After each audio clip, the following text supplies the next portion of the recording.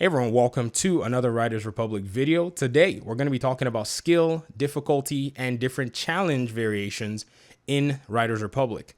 This is just a free-form conversation. I'll be talking about my experience so far on pretty much one of the most challenging courses in the game. The developers were kind enough to describe it as the most technical course in the game, but it's designed to frustrate you. And I'll walk through some of the different issues that I found and I'll basically tell you. Now, please note, this is not me complaining, but this is just a reflection of how my skill level still needs to progress. And I think this is something that in many video games, most of the time, we have to come to terms with that we got to get good at something like this. But nonetheless, it is challenging. So I think there are a few things that we need to highlight. So when it comes to this particular course, one of the first things that you'll notice is just you versus the clock and the course. So you have all these different elements that you can't necessarily just fight against, nor are they in a place where they are, in a sense, subjective.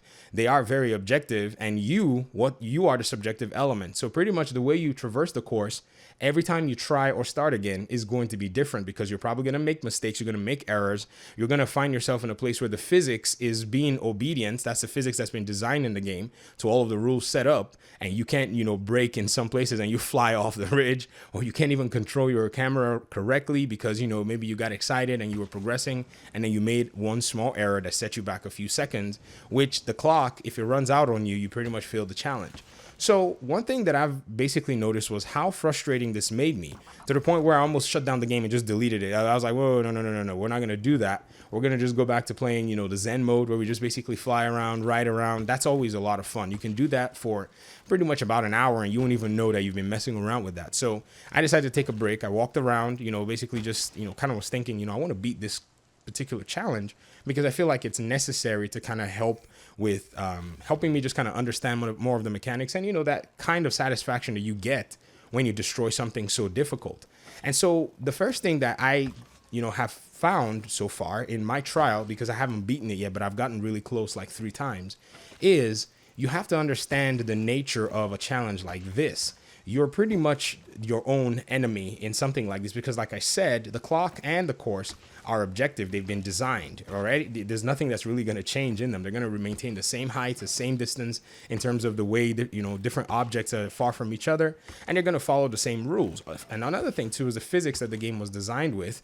It's also going to follow the same rules. And so you have to be the one who basically masters and hones down your skill and just, understand maybe you need to take your time in some areas, maybe you need to rush in some areas.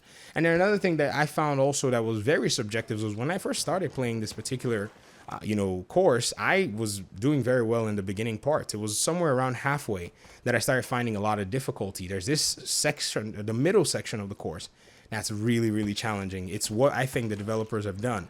They started out in a way where, you can pretty much master the very first few areas. And then once you get to the middle, it's all just, it's all downhill from there. But here's the thing. You spend so much time and effort mastering the middle that sometimes it's easy to forget the beginning portions. And then when you come back, you start to fail even much more at it. And so this is something that I really enjoy so far because there is a variation that this game spans through. And I have to be very frank with you guys. The biking in this game is very difficult and challenging to master. Even, with all of the playtime that I've put in, I still feel like there's going to need to be a little bit more practice that goes into kind of mastering what the biking is about. For the snowboarding and, the skiing, so far, they've seemed and proven to be really palatable. And I think maybe what we might be seeing here is the steep game. Somebody basically corrected me when I said something about steep having biking in it, and I didn't know. I was telling you guys that I just started it. Is a game that's actually based a lot more on the skiing and the snowboarding mechanics and all of the above. So I think they've already honed and mastered that down, and so bringing it into a game like this basically proved no problem because they've taken a lot of community feedback. They've basically studied player control schemes and patterns, because I don't know if you know, most of these video games, they collect a lot of data because they're usually server based. They'll tell you the status, the game is online or offline, all of that stuff. And so I believe that, Ubisoft Annecy and their development teams have honed that down. But in terms of biking, I feel like maybe because they're implementing this, they're implementing a version of biking in this game, and they have to understand that it's too much of a complexity to understand how the biking will work in such a very wide and diverse game. So it might be something where as players will eventually start getting used to it, and then as they're collecting data, they continue to fine tune and hone it. Maybe for a future game or maybe for a future DLC or something, we might start seeing a few more improvements. And so those are some of the things that I think on the developer side, nonetheless. But again, there's still the side that will tell me, people have already beaten this course. So I don't have any excuses than to make my way towards working towards it and trying to beat it.